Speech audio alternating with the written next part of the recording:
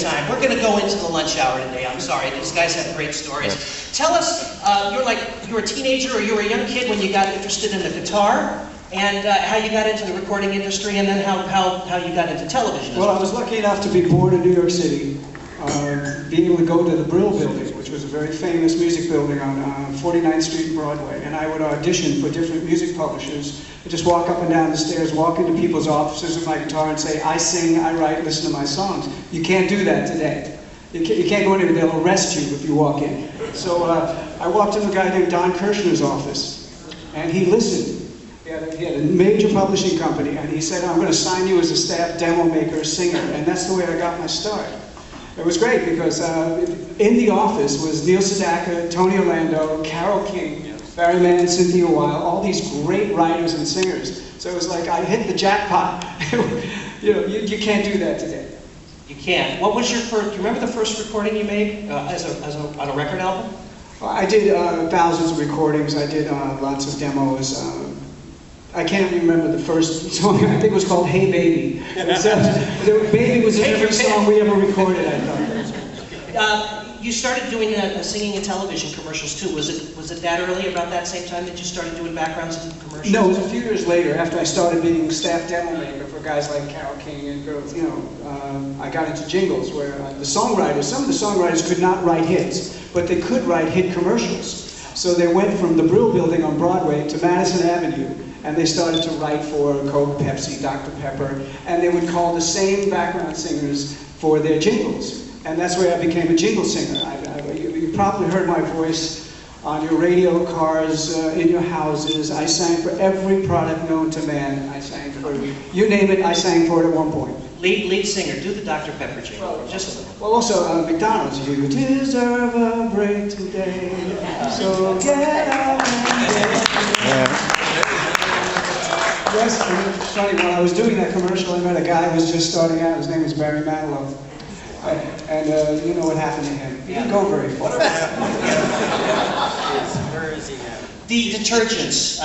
You were doing song parodies around the time Alan Sherman was, right? You don't want to talk about the detergents, right? It's funny. You work all your life to get a hit record. As a singer, you come out of the industry, and the first big record I was on was a novelty record called Leader of the Laundromat. It was a rip-off. It was a parody, Leader of the Pack. I had to go tell my mother, look, Mom, I'm on the charts with Leader of the Laundromat. She said, you studied all these years to sing for a laundromat. But that was my first hit record with my group, The Detergents. We were the first Weird Al. We actually toured with the Shangri-Las. And they would do Leader of the Pack, we would do Leader of the Laundromat, people would throw laundry at us on stage. When you did your parodies, were there ever any potential lawsuits from the artists that recorded them straight? Well, the Leader of the Laundromat we were sued by the songwriter Jeff Barry, who wrote Leader of the Pack. And of course he got all the publishing on the hit. And Leader of the Laundromat unbelievably sold 1 million records. So he made a fortune on this silly parody. But that was the only lawsuit we ever had. Everybody else was happy that we were parodying their records. Can you talk briefly on how the Archies came about and how you were chosen to be the lead singer for that? That all came through Kirshner, right? Yes, Don Kirshner called me and said, I'm doing a TV show based on Archie comics. The characters Betty, Veronica, and Jughead. And we need a lead singer to sing for Archie on this Saturday morning cartoon show. And I knew it would be a big hit. I just knew Don Kirshner had developed the Monkees. He had been the top guy with Rock Concert and his TV show. So I figured this is a win-win situation. I went in, I auditioned for the lead voice, and became Archie for 4 years. It was very strange because nobody knew who I was, but every Saturday morning, your kids, or kids, you may have grown up with this song, they heard the songs. Unbelievable. Jingle Jangle was another big hit for the Archies, wasn't it? Well, the follow-up to Sugar Sugar was Jingle Jangle, written by the same writers, Jeff Barry and Andy Kim. It sold 1 million, and it still gets played to this day. It's funny, this music has lasted over 40 years. Because it was good, and it still is good. It just caught people's ear, and it's amazing that I license Sugar Sugar, and I get calls from Jeopardy, I get calls from the Seinfeld shows. How can it be that was over 40 years ago and you're only 33? I was a mere babe when I recorded this. Charm boy. We were talking in the green room before we came out here, and I asked Ron, because he did the backgrounds as well as the lead, if the Archies ever appeared in real life as a group, and you said... Well, the Archies never appeared.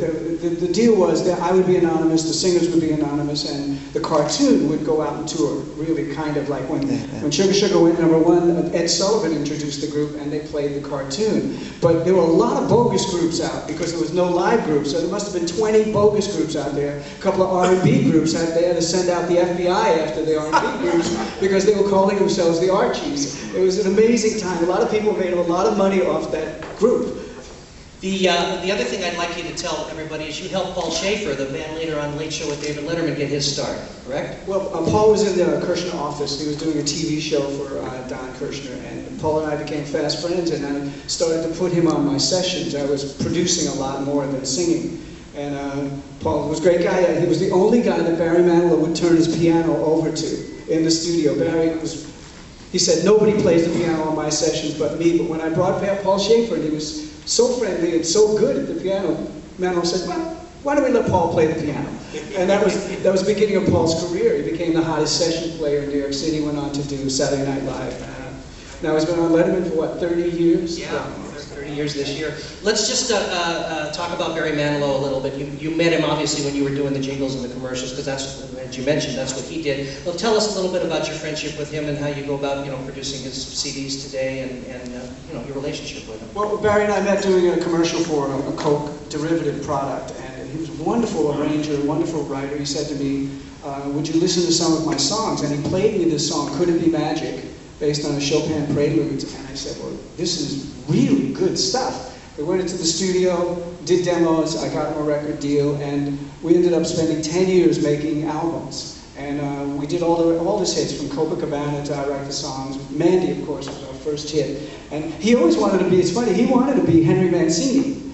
He wanted to be one of the great arrangers, and we pushed him in front. And he was very nervous about being the front man. He said, I don't think I'm the front man. And we said, no, you sing and you write the songs. And sure enough, it's been a major career. He's still in Las Vegas. And we just finished his 35th, 40th album called 15 Minutes. It'll be out next month. It's all about fame and what fame can do to you. It's really autobiographical. He's written every one of the songs. I'm on that. Yeah, you are. Yeah. On the end of it, Larry King and I do a couple of headlines in the news that wrap up the whole album. It's great. That is great. I went over to Michael Lloyd's studio and did that. I was not there that night. Yeah. That was great, though. Yeah. So that's why I met Manilow, and he loves TV. TV made his career doing rock. That was my next question. Midnight Special. Yeah. But everybody knows who you are now, and thank God we do, because this guy is so unbelievably talented. I cannot tell you. Were you the one? Slide right over here to Mr. Martindale, because he's got a very interesting story too. Why don't you tell everybody how you loved radio as a kid and how you got into radio and how that got you a deal with Dot Records? I've hated radio ever since I like to refute everything he says.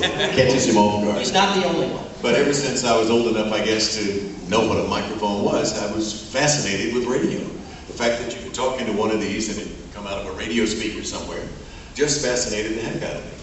And we didn't have a lot when I was growing up in Jackson, Tennessee, a little town of about 25,000 people. My dad was a lumber inspector, and his Christmas present every year from his boss, Mr. Hannity, was a year's subscription to Life magazine. No money, just a year's subscription to Life magazine. So I grew up reading Life magazine. And when I became fascinated with radio as a 6 or 7 year old, I used to tear out the pages of the commercials, the advertisements in Life magazine, go into our back bedroom, close the door, and pretend I was on the radio. And I would ad-lib around these commercial points on these advertisements. And it helped me to learn how to ad-lib, although I'm not doing a hell of a good job of it today here. But that's really the way I got started. Of course, my Sunday school teacher at the Lamp Memorial Methodist Church in Jackson was also the manager of the small radio station. I used to bug the heck out of him to give me a job, and finally he did. $25 a week, and all the newsprint I could wag home to practice with. But that's the way I got started in radio, and I moved on to the other two stations in town, and eventually, a couple of years later, in '53, went to WHBQ in Memphis, And that's a whole story which we can talk about. Yeah, we can. You came out here, he became a major success in Tennessee. You moved out here in '59, right? So you came out here, Yeah. and you were working for RKO, KHJ. Fountain and Vine. How did you had met Randy Wood in Tennessee, Yeah. right? How did the Dot Records connection come back to you in 1959? Well, I flew back to Memphis. In Memphis for several years, 7 years I was there. I did the morning show called Clock Watchers, which was always my dream, to do the morning show. Because as teenagers, growing up in Jackson, WHBQ in Memphis came in like a local, and we all listened to that radio station because they played more music than anybody else, certainly in Jackson. And so I became the morning man there, and during that period of time, I was given a television show called Wink Martindale and the Mars Patrol, and the station went on the air with their TV station, Channel 13, a CBS affiliate. And we would drink our Bosco and milk and blast off into space every day with my 6 little Mars guards. And segue into the old Flash Gordon movies for about 3 minutes, and the other 26 minutes was devoted to interviewing kids. So I learned a lot about how to interview kids, which is the reason we do so well together. I segued from that show into another show called the Wink Martindale Top 10 Dance Party. And that was when every city had its Dick Clark, and I happened to be lucky enough to be the Dick Clark of Memphis in the late 50s. And I did this show for Coca-Cola every Saturday afternoon for an hour and a half. Kids would come on, stars would lip sync their record, just like our local version of American Bandstand. And I used to love to interview people and have guests on the show, and we were always looking for unusual and special guests. And I found out from my minister, Reverend Jimmy Elder, Mullins Methodist Church out on Mendenhall Road in Memphis. He called me one day, he was a big fan of mine, both radio and television, and we went to his church. He said, Randy Wood is coming to town, and he's going to be visiting the local distributorship for Dot Records and doing some promotion work here.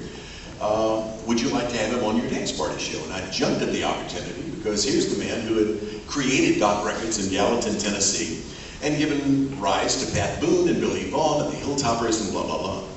And so I jumped at the opportunity, fade to black, and come up on Wink's brain, what he has, and went to work, and he thought, since I had this local record on called OJ Records, thought it was Moon Love, I will. It was when everybody thought they could sing, and I was one of them, and everybody was making an Elvis type record.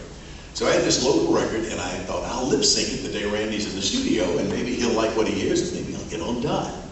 Well, wouldn't you know, I did lip sync the record. We went out to dinner that night, and over dinner, Randy Wood said to me, how would you like to be on Dot Records? He paid $25,000 to buy my contract from this little outfit in Memphis, and he went on back to LA. This was 1958. I came out here in March of '59, but late in '58, he would call me and he'd say, don't worry about it, I'm looking for something for you to record. And he said, when I find it, if you aren't already out here, and he knew I was coming to LA anyway, sooner or later, being transferred by RKO to KHJ from WHBQ television. If it happens before that, I will fly you out here and we'll record. But in the meantime, I'll continue to look for something for you to record. So, March of 1959, I fly into LA, see these miles and miles of lights, and I turn to my program director who flew in with me, Mark Parser, and I said, Mark, look at this, what if I don't make it? And I have to go back with my tail between my legs, that happens. He said, something I'll never forget, he said, you be yourself. People in Memphis are just like people in LA, it's a megalopolis, a melting pot of people. He said, you just be yourself, you'll be fine. And I've never been out of work, I've always done well, and I can't complain. So we landed that. Television influenced the career of an individual. We've got the person right here, okay? Paul Petersen, as you know, was one of the stars of the Donna Reed Show, had a career before that. He was a Mouseketeer. I don't think we want to go into that today. But he's been in a lot of movies, and it was because of television that he became a recording star. So let's talk about how my dad came about. Let's start there. Well, okay. If you want to. No, it's fine. Ricky Nelson was inventing this thing called the bubblegum star, right? And he had screaming girls and lots of fans, and I was on a television show, and when they asked me to sing, I said, of course, I want some of that. And Shelley Fevre was also asked. She was very reluctant because she said, I don't have a voice, I'm not a singer. And Donnie Kirshner flew out Stu Phillips, an A&R guy of some repute, and Stu puts a record in front of Shelley called Johnny Angel, put together a beautiful arrangement, huge hit. And me, he handed a song called She Can't Find Her Keys. As novelty songs go, that's okay. But I couldn't see the screaming babes coming out of the And then they made me sing it on the show, which was kind of funny. But it is a funny concept. I mean, any guy in this room knows absolutely our wives, girlfriends never know where their keys are. My keys, if they're not in my pocket, they are in one place. So it caught on. It was a kind of nice hit to have. But then I got a chance to do some better songs. Lollipops and Roses. Lollipops and Roses, which I outsold Jack Jones 3-1. Yes. And frankly, I got to tell you, Stu Phillips is a genius as far as I'm concerned. We remain friends. But when Barry Mann and Cynthia Weil brought in My Dad, that was special.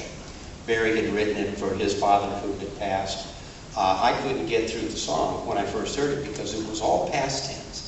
But they changed the words around so I could sing it to Carl Betts on the Donna Reed Show.